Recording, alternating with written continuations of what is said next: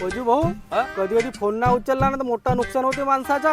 हो बापा, वेळेवर फोन उचला लागते हो का? मग का तर त्या दिवशी अशीच गंमत झाली तरी का माझ्यासोबत. कशी का? आमच्या दुकानात नाही का सलून मध्ये पाहुणं आलं होतं. हेडकी घेतला आणि मग त्याने म्हणला तुमच्या गावाकडे जातो. हो बरोबर. खाली गेली उतरला ना मग मला लक्षात आला तर घरी साखरच नसेल.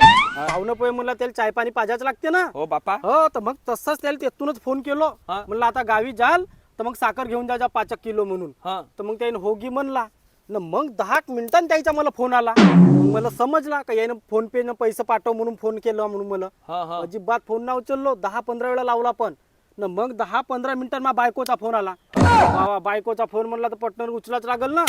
उचललो फोन ना ते मावर रंग केला. म्हणते त्या पाहुण्याच्या तुम्हाला फोन येऊन राहिला उचलून नाही राहिल्या म्हणून.